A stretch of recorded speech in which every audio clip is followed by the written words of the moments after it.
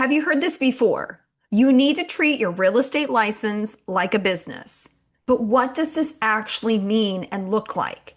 Today, I'm going to break this down for you hour by hour. So, if you've ever wondered how six-figure agents are running their week, what they're doing, what they're not doing, and how they stay focused, this episode is for you. So, let's build your 100K week starting now. Are you tired of feeling like you're doing all the things as a real estate agent but still not seeing consistent results? Well, that ends right now. Welcome to the Profitable Real Estate Agent, the show for agents who are ready to stop winging it and start building a profitable and sustainable business. This season, we're going to cut through the noise and focus on exactly what it takes to make 100K as a real estate agent. Without the guesswork, without the overwhelm, and without wasting time on things that don't move the needle in your business. I'm pulling back the curtain on the exact framework that took me from my first 100K to 500K to building a seven-figure business. So if you haven't hit 100K yet or you struggle with inconsistency, don't worry, I've got you covered. It's time to take action. Let's get to work. The schedule for me for a long time was one of my biggest struggles. I resisted it, and eventually I realized why that was. It wasn't because I didn't want a schedule. I knew I needed one, and you probably do too. But no one ever sat me down and said, hey, Vanessa, here's how you do it. Here's what matters. And here's how you build a schedule that reflects the business that you want. That's what today's episode is all about. Now, I go way deeper into the schedule inside my Roadmap to 100K program. And if you want more details, you can click on the link in the show notes. But today I'm going to give you that foundational framework because I want you to start making some changes right now, like today. Now, if you're not driving, go ahead and grab a pen and a paper because you're going to walk away with some action steps. So let's go ahead and dive in. The first thing you need to do is going to sound so obvious. We've got to define our working hours. When are you going to work and when are you leaving? Yes, you need an end time. See, for agents, it's so easy to blur the lines between work and home. Because we're our own boss. We tell ourselves, I can be flexible. I can work whenever I want to. But here's the truth. Always being available is going to lead to burnout. And that was something that took me a long time to build the connection to. Because it's really important to also understand that your business, hear me clearly, your business will not fall apart if you set working hours. This is a myth. You are not going to lose clients. And you know why that is? Because when you set boundaries and expectations with your clients, you're going to attract clients who respect and honor your time. And this, my friends, makes you a much better agent. So here's what I want you to do. Ask yourself these two questions and write the answers down and start building your week around them. What time are you starting your workday? Every single day. Have the same set time. And then what time are you done? When are you leaving the office and shutting it down? Even if your office is your kitchen table. Now, I know for many of you, your anxiety level, your heart rate just went up by the thought of even doing an exercise like this. I will tell you, it is normal to feel that way. But please do not wait like I did. It took me almost my entire career to figure this out. And because of that, I was resentful. I was burned out. I wanted to walk away from my business.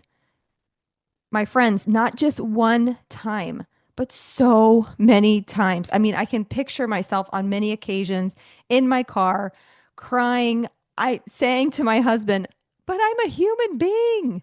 Again, some of the fault falls on me because I didn't set the boundaries early on.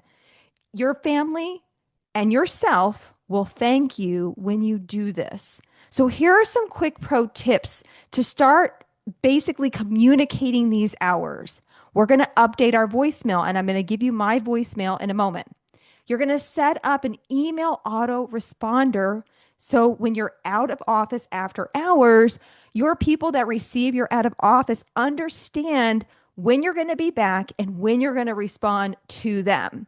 And then when you're having that appointment, when you're having conversations at the beginning with your client, tell them your office hours and when they can expect to hear from you once you have a buyer or seller agreement. And if you're working from home, this is really important. Make sure your family understands what your working hours are. Because if you're working from your kitchen table, it is very easy for you to jump into home mode. So we want to make sure there's a distinction there. But here's what my voicemail says. It simply says, if you're calling after 6:30 p.m. or on Sundays, I'm spending time with my family and focusing on my big why. I'll return your call the next business day.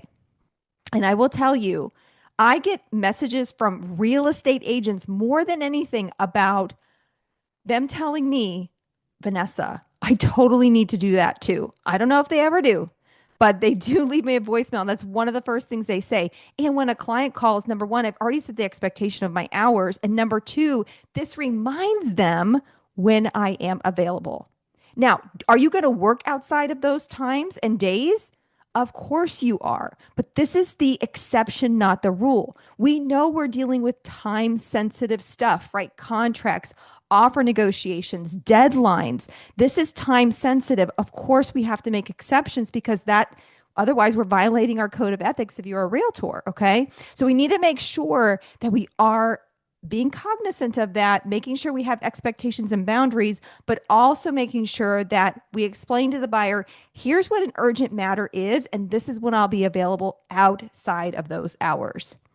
Again, you are going to be a better agent, not because you're always available, but because you're focused, intentional, and clear with those you work with. Hey, a real quick pause before we go deeper. If you're listening right now and thinking, I want a clear plan to finally reach 100K, then check out my signature program. It's my step-by-step framework for real estate agents who are ready to stop winging it and start building real results. Inside, you're going to learn the exact fundamentals to build the foundation to hitting 100K. We're going to cover everything from mastering your buyer and seller consultations to building your database and delivering a 5-star client experience and everything in between. You're going to get access to my scripts, templates, and checklists. Plus, we're going to have coaching, accountability, and support so you never feel alone. Click on the link in the show notes now to join the roadmap to 100K. All right, let's take you back to the episode. Now that you've set your working hours, it is time to block the fundamentals. Now, I know you all know what the fundamentals are. You should be dreaming about them, hearing me speak to you about them in your sleep. But here's an example of how you're going to structure your morning, and this is assuming you start at 9 a.m. So 9 to 9:15, you're going to practice your conversations and objection handling. 9:15 to 11 are going to be your lead generation for your 3 strategies. Now, if you're coming in at this episode 13, and you're like, wait, lead gen strategies, what do you mean, Vanessa? Go back and listen to the first few episodes of the season, and I walk you through step by step what to do here. 11 to 11:30 is your follow-up. Fortune is in the follow-up. I know you all have heard that before, but this is where the money is, and so many agents neglect this part. So there is a time block for it. 11:30 to 12 are your admin tasks. This is your email, doing trainings, returning phone calls, okay? You notice I didn't say email right when you get in the office, and I didn't say email prior to getting in the office. And we'll get into the life bucket. I call the life bucket a little bit later, perhaps. But for now, we're going to focus on the work bucket, the work container. And then from 12 to 1, we're going to lunch and recharge. We're going to disconnect for at least an hour to reset our minds, to replenish our souls, okay? Because this is really important that you take time to do that disconnect. That is it. Simple, focused, repeatable. But what about the afternoon? Now, this is going to be reserved for those appointments, executing agreements, and writing your offers. And here's the thing, even if you don't have appointments yet, I want you to get in the habit of blocking the time anyways for these appointment times, because you're training your brain that this is what is going to happen in the afternoon. And let's say a client, you're on the phone with a potential client, and they raise their hand and say, okay, Vanessa, I'm ready to schedule an appointment. You already know, hey, I'm available Monday between 1 and 2 or Wednesday between 2 and 3. You give them, and we'll talk about this too, you're going to give them the times that you're available. Again, we are not available 24/7, 365. Now, if you don't have an appointment, we're going to use that time to practice our scripts, to practice writing offers. Maybe you've got to take brokerage training, right? So we're going to spend that time being intentional, or maybe it's more lead gen and follow up. Remember, this is your JOB. I want you to think of yourself as an employee of your company. Not doing these fundamentals, this is a fireable offense. So I'm going to ask you an honest question. Would you fire you or hire you in this moment if you were to pull out your calendar? This is a really important question. And again, please don't feel shame or disappointment or I woulda, coulda, shoulda. We can't do that. We don't know what we don't know. I'm teaching you this so moving forward, you can say, okay, that was the moment that spoke to me. I know what I need to do. Now, I want to talk about one more piece to build out your 100K week.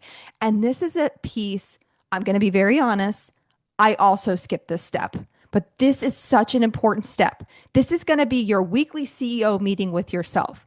Okay. Now, you can do this on Sundays. If you're off on Sundays, do it on Saturday or Friday, but do it later in the week. This is not like a Monday thing. This needs to be done before Monday starts, so you're ready for the week.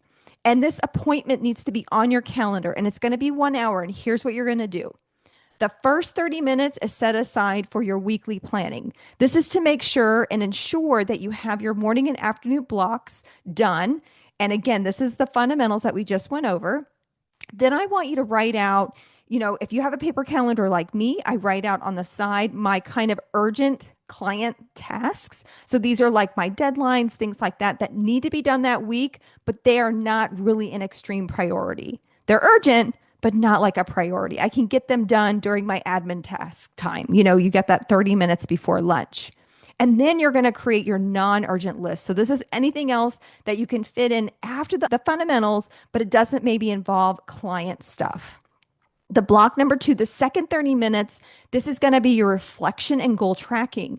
This is where you're going to pull out your 100K metrics and evaluate, did I have any closings for the week?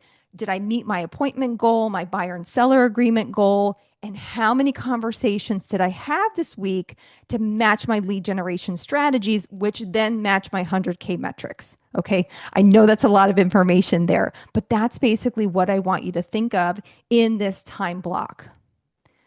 Lastly, I want you to celebrate your wins.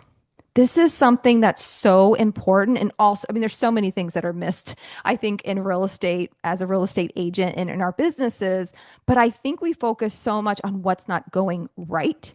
I want you to spend just a few minutes in this time block celebrating your wins as well. This is really, really important because, again, this is our opportunity to say, look at all the things that are going well. There's some things I can improve on, but let's also spend time making sure we're training our brain that, hey, great things are happening, even though maybe we're not moving fast enough or we're doing the things that we want. We're not seeing the results that we want to see. But again, spend some time doing that. So what hit home for you today? Jump over to my IG page, follow me first. The link is in the show notes. Send me a DM. What are you implementing from this episode today? And don't forget, go take action. You've got this. I'll see you in the next episode. Bye for now. Success as a real estate agent comes down to a decision to show up, take action, and stay committed. So don't just listen. Apply what you learned today and put it into motion. If you need help getting started, I want you to grab my free 60 lead gen strategy guide so you can start finding the right lead gen strategies that'll work for you. And if you're a motivated, ambitious agent who's ready to hit 6 figures, join my Roadmap to 100K program. You'll find both links in the show notes. If you found this episode valuable, please share it with a fellow agent and leave me a 5-star rating and review, as it helps more agents just like you find the show. Thank you so much for being here. I'll see you next time on The Profitable Real Estate Agent.